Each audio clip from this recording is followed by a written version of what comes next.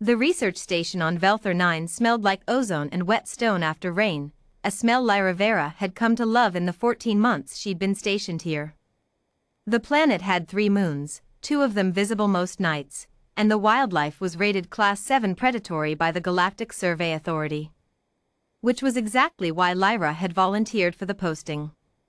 She was 23 years old. She was from a death world.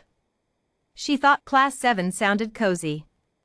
The Velthori locals, a species of bipedal, fur-covered beings who resembled Earth's big cats if big cats had developed tool use and a taste for philosophy, had been tolerating the human presence at the station for 8 months now. Tolerating was the diplomatic word. Most of them found Lyra baffling in the specific way that things are baffling when they refuse to act afraid. Elder Soth had explained it to her plainly, early on. Your kind sends its young to dangerous worlds. The young return either dead or, like you. Like me, she'd asked. Unbothered, he'd said, and it had sounded, somehow, like an insult he hadn't quite finished. Lyra didn't mind. She'd grown up in the Cascades Reclamation Zone back on Earth, where the megafauna had been reintroduced and nobody had thought to tell them humans were now the apex predator. She'd had her first bear encounter at age 6. She'd laughed. Her mother had laughed too. That was the thing about humans nobody ever seemed to understand, the laughter wasn't nervousness. It was delight. It was a Thursday, she kept Earth days out of stubbornness, when she first met Raxor Thorn. She was crossing the open yard between the atmospheric processors, carrying a calibration kit and a thermos of terrible instant coffee, when she heard it, a low, chittering growl from the shadow beneath the east storage unit. She stopped. Crouched. Peered.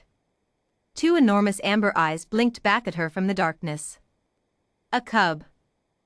Maybe 8 months old by the look of him, already the size of a large dog, with the distinctive ridge fur of a Velthori adolescent running from the crown of his skull down to his shoulders.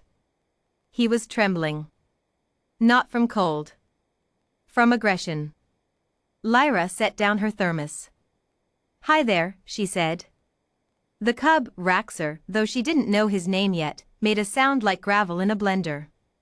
It was meant to be menacing. In Velthori body language, it was the equivalent of I am prepared to end you.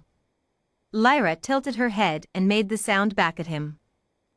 It came out slightly wrong, her human throat couldn't quite hit the subfrequencies, but close enough that the cub's ears went flat against his skull in pure, undiluted shock. She smiled. I'm Lyra.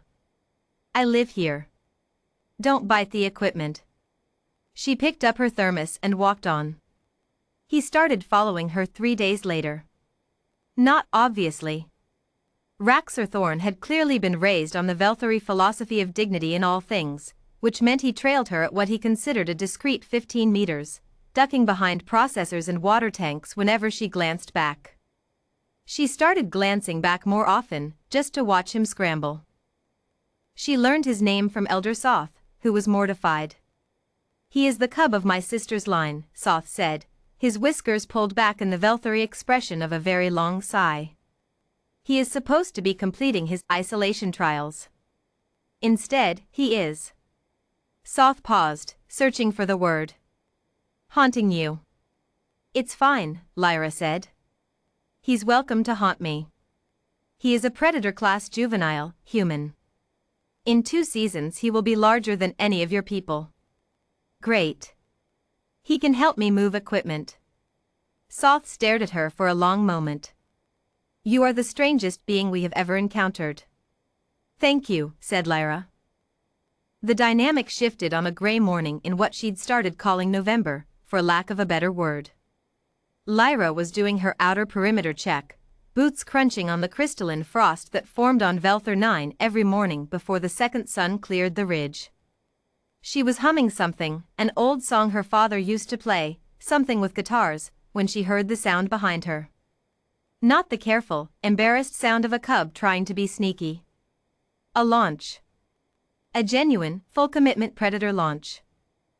Raxor Thorn hit her in the back of the knees with all 47 kilograms of his adolescent, ridge-furred body, claws sheathed, she registered distantly, sheathed, this was play, he'd finally decided this was play, and she went absolutely nowhere.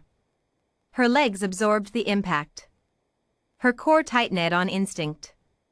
She spun, grabbing him, catching him, really, mid-scramble, and lifted, and turned, and the momentum carried them both in a full rotation, and she was laughing, loud and clear and helpless, the way she only laughed when something genuinely surprised and delighted her.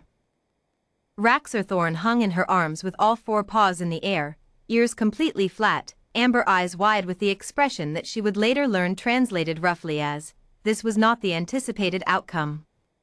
"Got you," she said, still laughing, and she spun one more time for good measure before setting him down on his feet. He sat. Stared at her.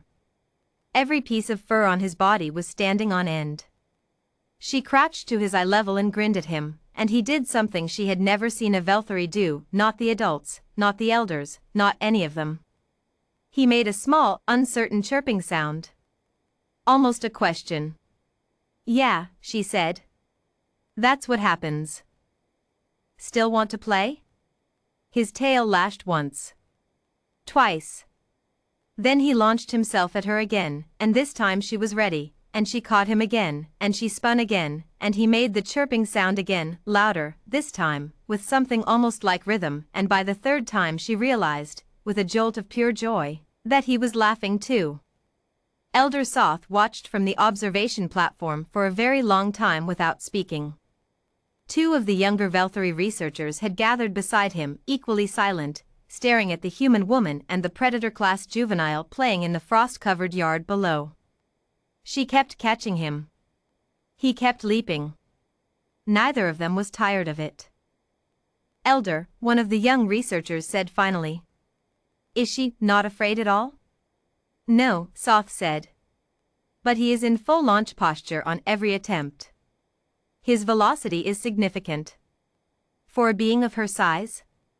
"She is not afraid," Soth said again, and something in his voice had shifted from the diplomatic neutrality he usually maintained around the humans. Something older.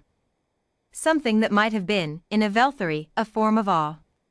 "Her world," said the other young researcher, slowly, like he was working something out. "Her homeworld. The survey data says?" "I know what the survey data says," Soth said. Below, Lyra had caught Raxor again and was now apparently attempting to teach him something with her hands, some kind of toss and recover motion. Raxor sat very still, watching her hands with the focused intensity of a creature that had just discovered a new category of experience existed. "They grow up like this," Soth said. "Among things that can kill them. And they..." He paused. His tail moved slowly. "They keep laughing." By the time the third moon rose, Raxorthorn had decided several important things. He had decided that the human Lyra Vera was, without question, the most confusing person he had ever met. She was soft in some places and apparently made of stone in others. She smelled like chemical processes and something warm he didn't have a word for. She made sounds that had no business being as contagious as they were. He had also decided, with the solemn certainty of an 8-month-old predator-class juvenile who was completing all of his developmental milestones slightly off schedule and not particularly caring, that she was his. Not in the possessive sense his older cousins would have laughed at. In the older sense. The sense his grandmother used when she talked about the bonds that held a hunting unit together through every season. The sense that meant I would follow her into whatever this is. He found her at her workstation that evening, frowning at readouts in the orange light of her monitor screen. He sat down next to her chair. She looked down at him. He looked up at her. She reached out and scratched, very carefully, behind his left ear. The spot she'd discovered 3 weeks ago sent him boneless with involuntary contentment, and went back to her readouts. He settled his chin on his paws and purred. Outside, the 2 moons were rising. Somewhere in the frost-covered yard, the impressions of their boots and paw prints overlapped in the crystal ground, a record of the afternoon's ridiculousness, still sharp in the cold air. Inside, the Death World girl and the Predator-class cub were both, in their own ways, exactly at home. Some things, it turns out, are universal: the recognition of a friend, the permission that comes with laughter, and the particular boldness of creatures raised on worlds that tried to kill them and only made them delighted instead.